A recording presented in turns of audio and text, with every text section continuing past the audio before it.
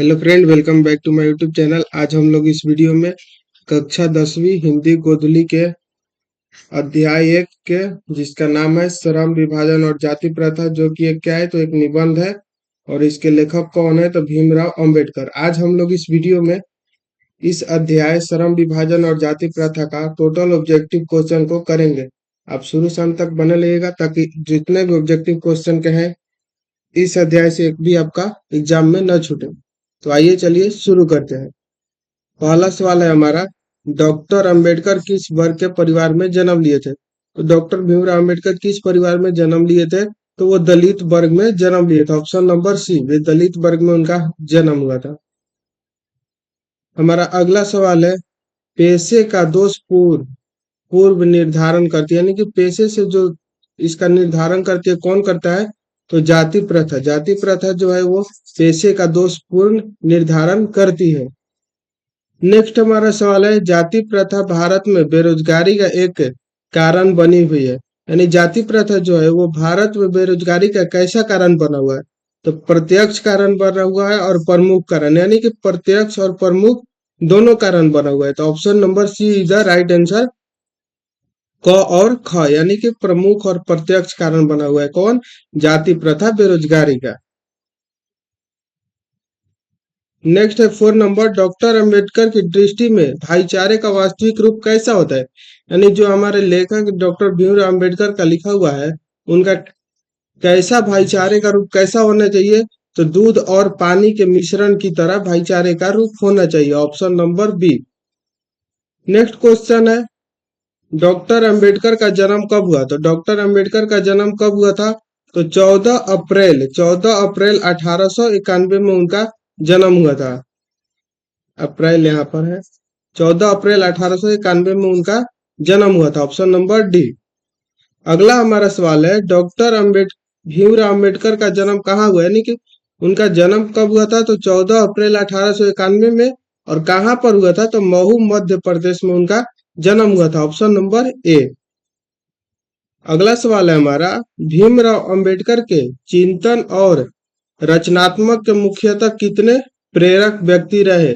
तो उनके प्रेरक व्यक्ति कौन कितने थे, तो 3 थे। ऑप्शन नंबर डी, कितने थे, 3 थे। कौन कौन, तो बुद्ध, कबीर और ज्योतिबा फुले, ये 3 उनके प्रेरक व्यक्ति थे। Option number D. नेक्स्ट हमारा क्वेश्चन है, जातिवाद के पोषकों द्वारा श्रम विभाजन किसका दूसरा रूप माना जाता है। यानी कि जातिवाद के जो पोषक है उसके द्वारा श्रम विभाजन किसका दूसरा रूप माना जाता है। तो किसका दूसरा रूप माना जाता है, तो जाति प्रथा का दूसरा रूप माना जाता है। Option number B is the right answer. Next हमारा क्वेश्चन है 9 नंबर, जाति प्रथा किस प्रकार का श्रम विभाजन है। यानी जो जाति प्रथा है वो किस प्रकार का श्रम विभाजन है, तो वो एक प्रकार का अस्वाभाविक श्रम विभाजन है। ऑप्शन नंबर ए, वो एक प्रकार का कैसा विभाजन है, तो अस्वाभाविक। नेक्स्ट क्वेश्चन है, जाति प्रथा के अनुसार श्रम विभाजन का आधार क्या है। तो जाति प्रथा के अनुसार श्रम विभाजन का कैसा आधार है, तो पैतृक पेशा उनका विभाजन का आधार है। ऑप्शन नंबर सी।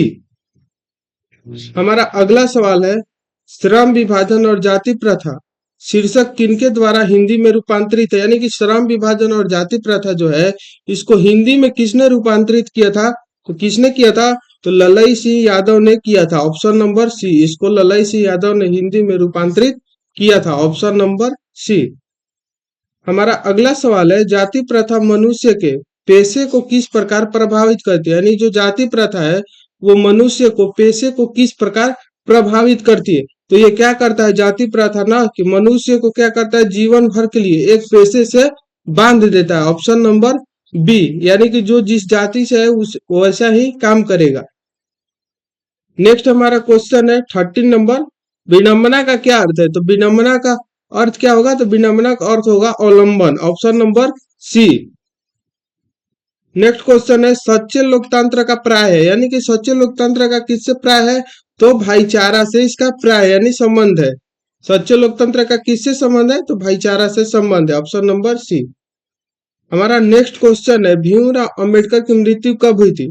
तो भीमराव अंबेडकर की मृत्यु कब हुई थी, दिसंबर 1956 में हुआ था। Option number C. और जन्म कब हुआ था, तो 14 अप्रैल 14 अप्रैल 1891 में उनका जन्म हुआ था। और मृत्यु कब हुआ था? तो दिसंबर 1956 में, ऑप्शन नंबर बी। नेक्स्ट हमारा क्वेश्चन है 16 नंबर, बाबा साहब अम्बेडकर संपूर्ण वर्णमाला नामक पुस्तक कितने खंडों में प्रकाशित हो गई? यानी कि बाबा साहब का जो अम्बेडकर का संपूर्ण वर्णमाला नामक का जो पुस्तक है वो पूछ रहा है कितने खंडों में प्रकाशित हो चुकी है। तो वो हम पढ़ाए थे लेखक परिचय में, कितने खंडों में प्रकाशित हो चुकी है? तो 21 खंडों में प्रकाशित हो चुकी है, ऑप्शन नंबर सी। अगले सवाल की ओर चलते हैं। अगला सवाल है लाहौर का वार्षिक सम्मेलन कब हुआ? तो लाहौर का वार्षिक सम्मेलन जो था वो कब हुआ था? तो 1936 में हुआ था। कब? 1936, option number B. Next question है डॉक्टर भीमराव अंबेडकर की रचनात्मक के प्रेरक व्यक्ति थे। तो हम क्या बताए हैं? डॉक्टर रचनात्मक के प्रेरक व्यक्ति कितने थे? तो 3 थे। कौन कौन? बुद्ध, कबीर और ज्योतिबा फुले। तो ऑप्शन है महात्मा गांधी तो नहीं, गोपाल कृष्ण गोखले नहीं, विवेकानंद नहीं, कौन? Jyotiba Phule, option number B. अगला हमारा क्वेश्चन है किनके द्वारा किनके प्रोत्साहन पर बाबा साहब उच्चतर शिक्षा हेतु न्यूयॉर्क गए? यानी किनके प्रोत्साहन, किनके मोटिवेशन से बात से वो न्यूयॉर्क जाने के लिए राजी हो गए? तो बड़ौदा नरेश, ऑप्शन नंबर सी। बड़ौदा नरेश के प्रोत्साहन पर वो उच्चतर शिक्षा के लिए कहाँ चले गए? तो न्यूयॉर्क चले गए। नेक्स्ट क्वेश्चन है 20 नंबर, बुद्ध एवं हिज धम्मा के लेखक कौन है? तो इसके लेखक कौन है? इसके लेखक भीमराव अंबेडकर है, option number D. Buddha and his Dhamma के लेखक कौन है? तो भीमराव अंबेडकर है। नेक्स्ट क्वेश्चन है भीमराव अंबेडकर की रचना है। तो भीमराव अंबेडकर की इनमें से कौन सी रचना है? तो the right and fall of the Hindu woman, ये जो है वो भीमराव अंबेडकर की रचना है, option number A. Next question है डॉक्टर भीमराव अंबेडकर के अनुसार, डॉक्टर भीमराव अंबेडकर के अनुसार जाति प्रथा श्रम विभाजन के साथ साथ और किसका विभाजन का रूप लिया हुआ है? यानी कि जाति प्रथा जो है वो श्रम विभाजन का तो रूप लिया ही है, और किसका विभाजन का वो रूप लिया हुआ है? यानी कि वो किसका रूप लिया हुआ है? तो कुशल व्यक्ति के विभाजन का वो रूप लिया हुआ है, ऑप्शन नंबर डी। अगला सवाल है भारत की जाति प्रथा की विशेषता है। तो भारत की जाति प्रथा की विशेषता क्या है? तो श्रमिकों का अस्वाभाविक विभाजन। क्या? श्रमिकों का अस्वाभाविक विभाजन, ऑप्शन नंबर ए। यानी कि श्रमिकों के रुचि पर विभाजन न करना बल्कि जाति पर विभाजन करना। अगला क्वेश्चन है जाति प्रथा स्वाभाविक श्रम विभाजन नहीं है, क्योंकि क्योंकि क्या है? तो जाति प्रथा मनुष्य के रुचि पर आधारित नहीं है, यानी कि यह मनुष्य की रुचि पर आधारित नहीं है बल्कि उनके ये जाति पर आधारित है, option number D. Next question है लेखक आज के उद्योगों में गरीब और उत्पीड़न से भी बड़ी समस्या किसे मानते हैं? यानी कि लोग है जो आज के भी युग में गरीब से भी बड़ी समस्या किसको मानते हैं? गरीबी और बेरोजगारी से भी बड़ी समस्या किसको मानते हैं? तो वो निर्धरता, कार्य और अरुचि के साथ विश्वस्तना करना, यानी कि उनकी रुचि न रहना फिर भी उसी काम में को निरंतर करना, इसी को वो गरीब से और उत्पीड़न से भी बड़ी समस्या मानते हैं।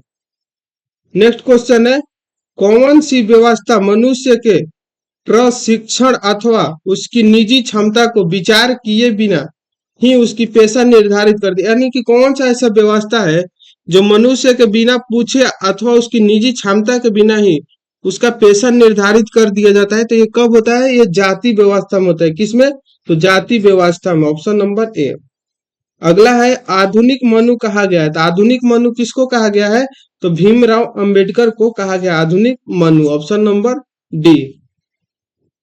नेक्स्ट है संचारित का शब्दार्थ है, यानी कि इनमें चारों में से संचारित का शब्दार्थ क्या है? तो संचारित का शब्दार्थ होगा प्रवाहित। संचारित का शब्दार्थ प्रवाहित, ऑप्शन नंबर सी। नेक्स्ट है लेखक की दृष्टि में विडंबना की बात क्या है? तो लेखक की दृष्टि में विडंबना की बात क्या है? तो पोषकों की कमी नहीं है, यानी कि जातिवाद के पोषकों की कमी नहीं है, यही उनकी विडंबना की बात है, ऑप्शन नंबर ए।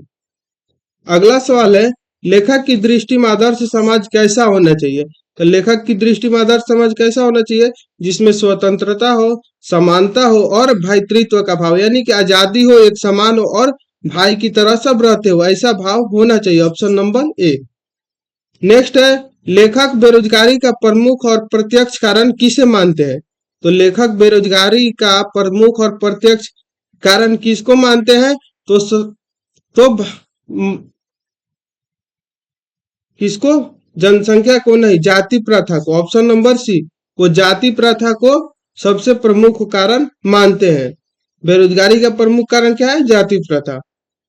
नेक्स्ट है, डॉक्टर भीमराव अंबेडकर का जन्म कहाँ हुआ? तो उनका जन्म कहाँ हुआ था? तो महू मध्य प्रदेश में हुआ था। ये हम पहले भी कर चुके हैं। Option number A. नेक्स्ट है, डॉक्टर अंबेडकर ने किस पत्रिका का संपादन किया था? तो उन्होंने कौन सा पत्रिका लिखे थे? तो वो बहिष्कृत भारत का संपादन किए थे। Option number C. नेक्स्ट है, भारतीय संविधान के निर्माता के रूप में हम किन्हें जानते हैं? तो भारतीय संविधान के निर्माता के रूप में आप सभी जानते हैं कि हम भीमराव अंबेडकर को जानते हैं। Option number B. नेक्स्ट है, डॉक्टर अंबेडकर का वार्धक्य हिंदी के कितने खंडों में प्रकाशित हो चुकी है? तो ये कितने खंडों में प्रकाशित हो चुका है? तो 21 खंडों में प्रकाशित हो चुका है। Option number D. आधुनिक सभ्य समाज कार्य कुशलता के लिए किसे आवश्यक मानता है? तो आधुनिक सभ्य समाज कार्य कुशलता के लिए किसे आवश्यक मानता है? तो श्रम विभाजन का, यानी कि श्रमिक के आधार पर विभाजन करना, न कि जाति के आधार पर। नेक्स्ट है, डॉक्टर भीमराव अंबेडकर के पिता का नाम क्या था? तो डॉक्टर भीमराव अंबेडकर के पिता का क्या नाम था? तो रामजी सतपाल उनका पिताजी का नाम था। Option number B. Next question है, डॉक्टर भीमराव अंबेडकर के माता का क्या नाम था? तो उनकी माता का नाम क्या था? तो भीमाबाई था। ऑप्शन नंबर डी, उनकी माता का नाम भीमाबाई और पिता का नाम रामजी सतपाल। अगला सवाल है, डॉक्टर अंबेडकर ने पीएचडी की उपाधि कब प्राप्त की? तो डॉक्टर अंबेडकर जो थे वो कब प्राप्त किए थे पीएचडी की उपाधि? तो 1916 में प्राप्त किए थे। Option number C. अगला सवाल है, the constructs in India where mechanism किनकी रचना है? तो ये किनका रचना है? तो ये भीमराव अंबेडकर की रचना है। Option number A. रचना, जन्म तिथि, निधन, पिता का नाम, माता का नाम, ये सब याद करना है लेखक परिचय में जितने भी हैं। अगला सवाल है, मूक नायक क्या है? तो मूक नायक क्या है? तो मूक नायक एक पत्रिका है। Option number B. अगला सवाल है, आधुनिक सभ्य समाज में कार्य कुशलता के लिए किसको आवश्यक माना गया? यानी कि आधुनिक सभ्य समाज में पूछ रहा है कार्य कुशलता के लिए किसको आवश्यक माना गया है? तो श्रम विभाजन को, यानी कि श्रमिक के आधार पर विभाजन को ही क्या कार्य कुशलता के लिए आवश्यक माना गया है। जाति प्रथा में भारत में क्यों एक प्रमुख कारण बनी हुई, यानी कि जाति प्रथा जो है भारत में क्यों एक प्रमुख कारण बनी हुई है? तो क्यों बनी हुई है? तो बेरोजगारी के कारण। ऑप्शन नंबर बी, बेरोजगारी के कारण। अगला क्वेश्चन है हमारा, बाबा साहब भीमराव अंबेडकर का विख्यात भाषण इनमें से कौन सा है? तो उनका विख्यात भाषण कौन सा है? तो एनिहिलेशन ऑफ कास्ट उनका जो है वो विख्यात भाषण है। Option number C. Next question है, भीमराव अंबेडकर ने निम्न में से किसकी रचना की है? यानी कि इन चारों में से भीमराव अंबेडकर किनकी रचना की है? तो जाति प्रथा और श्रम विभाजन जो है वो भीमराव अंबेडकर का लिखा हुआ है। बहादुर कौन लिखा है? नाखून क्यों पढ़ते हैं? भारत से हम क्या सीखते हैं? ये आप कमेंट बॉक्स में बताइएगा। नेक्स्ट क्वेश्चन है, श्रम विभाजन और जाति प्रथा गद्य की कौन सी विद्या है? यानी कि जो श्रम विभाजन और जाति प्रथा है वो कौन सी विद्या है? तो वो क्या है? तो वो एक निबंध है। क्या है? तो निबंध है। Option number B. नेक्स्ट है, सभ्य समाज श्रम विभाजन के लिए किसको आवश्यक मानता है? यानी कि सभ्य समाज है वो जो श्रम विभाजन के लिए किसको आवश्यक मानता है? तो किसको मानता है? तो कार्य कुशलता को आवश्यक मानता है। Option number A. नेक्स्ट है, भारतीय संविधान में निर्माण में महत्वपूर्ण भूमिका किनकी है? तो हम अभी पता है डॉक्टर भीमराव अंबेडकर की महत्वपूर्ण भूमिका है। Option number A. Second last question है, श्रम विभाजन और जाति प्रथा के लेखक कौन है? तो श्रम विभाजन और जाति प्रथा के लेखक कौन है? तो बाबा साहब भीमराव अंबेडकर, यानी कि डॉक्टर भीमराव अंबेडकर इसके लेखक है। Option number B. Last question है, लेखक की दृष्टि में विडंबना की बात क्या है? तो लेखक की दृष्टि में विडंबना की बात है कि जातिवाद के पोषक नगण्य है। नहीं, जातिवाद के पोषक नगण्य नहीं है, जातिवाद के पोषकों की कमी नहीं है, ऑप्शन नंबर ए। यानी कि इसमें लेखक की दृष्टि में विडंबना की बात क्या है, तो जातिवाद के पोषकों की कमी नहीं है, ऑप्शन नंबर ए। इस अध्याय का टोटल ऑब्जेक्टिव क्वेश्चन समाप्त होता है। मिलते हैं नेक्स्ट वीडियो में, नेक्स्ट चैप्टर के साथ, नेक्स्ट टॉपिक के साथ। अगर वीडियो अच्छा लगा होगा तो चैनल को सब्सक्राइब कीजिएगा। तब तक के लिए जय हिंद।